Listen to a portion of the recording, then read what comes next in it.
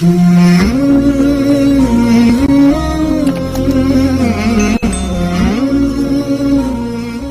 salah satu musibah yang sering tidak diperhatikan oleh kaum masyarakat Islam di Indonesia soal warisan.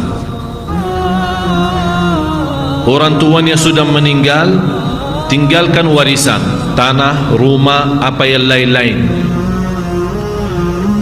Sekarang banyak umat Islam memfikirkan, tidak usah dibagi, kita kan sama-sama saudara, kita sama-sama damai, sama-sama baiklah, mau kenapa bagi? Tidak usah dibagi, biar berjalan lancar seperti itu, seperti biasa aja. Ini juga, ini termasuk salah satu salah besar. Namanya ada warisan, segera dibagi. Sistem bagiannya ada dua, bisa dibagi secara total, masing-masing mengambil haknya, sahamnya, atau dibagi secara hitungan supaya masing-masing tahu haknya apa. Misal ada dua saudara, ayahnya meninggal tinggalkan satu rumah. Bagaimana cara membagi rumah? Tidak mungkin dipecah dua dibagi, tidak. Tapi kira-kira pasarannya berapa? 1 miliar. Berarti saya sama anda sudah tahu nasib kita dari sisi hitungan. Kalau ada satu minta haknya sekarang, wajib bagi yang kedua memberikan. Bagaimana caranya? Kalau anda tidak mau jual rumah, anda wajib membayar hak sebagian ini, berarti menjadi rumah itu milik anda sendiri. Ini persoalan banyak yang sekarang menghadapi masalah karena orang tuanya meninggal, kemudian ibunya meninggal, tidak dibagi warisan sekian lama. Begitu anaknya dan cucu mereka sudah membesar, muncul banyak masalah. Sekarang bingung hitungannya, dan di luar membingung hitungannya, masalah-masalah antara saudara dan keluarga.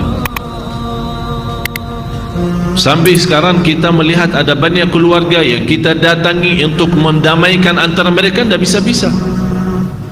Akhirnya mereka sampai sekarang mengurus di mahkamah, di pengadilan supaya selesaikan masalah ini.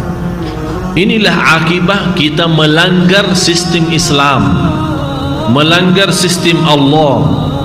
Warisan itu hak ahli waris, dan tidak boleh ada seorang waktu dia masih hidup, dia sudah merasa mau mati, merasa mau meninggal, dia bilang anak saya semuanya jahat, anak saya tidak salih, tidak salihah, saya wakafkan semua harta saya untuk di jalan Allah. Tidak boleh.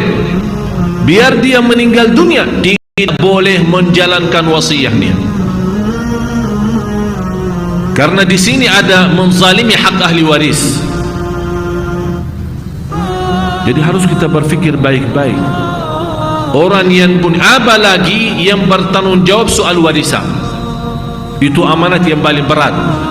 Kalau ada seorang tua meninggal tapi anaknya masih kecil, termasuk anak yatim, menwakili seorang lain untuk menguasai hartanya dan kontrol hartanya sampai anaknya ini dewasa, ini paling berat tugas. Karena ancaman dari Allah, orang yang menjaga memelihara harta anak yatim tapi dia makan dari harta itu tidak sesuai ajaran Islam, akan dia makan dari api neraka nanti di hari kiamat. Itu tugas yang paling berat. Harus kita ngerti jamaah sekalian, kalau soal harta halal akan dihisab oleh Allah, harus kita fahami itu. Sekarang orang berfikir kalau halal alhamdulillah selamat, belum tentu. Yang halal belum tentu selamat, apalagi yang haram. Yang halal dihisab oleh Allah dari mana dan kemana. Sekarang banyak berfikir sumber uangnya jelas 100% halal, tapi pengeluarannya yang tidak jelas, sembarangan, membelanja tanpa mubazir. Ini semua akan ditanya, dihisab oleh Allah. Jadi harta yang halal 100% akan dihisab oleh Allah, dan harta yang haram bukan dihisab, diazab langsung, diazab. Itulah kesulitan dan keberatan harta. Oleh karena itu di Islam menanjurkan jangan suka simpan. Semakin suka simpan berarti zakatnya terus berjalan. Ada zakat. Biar sudah zakat tahun pertama tapi masih simpan, tetap ada zakat lagi.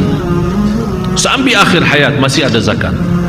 Tapi ada orang yang ada rezekinya lebih daripada cukup tapi tidak pernah zakat sepanjang hayatnya karena dia tidak pernah simpan uang.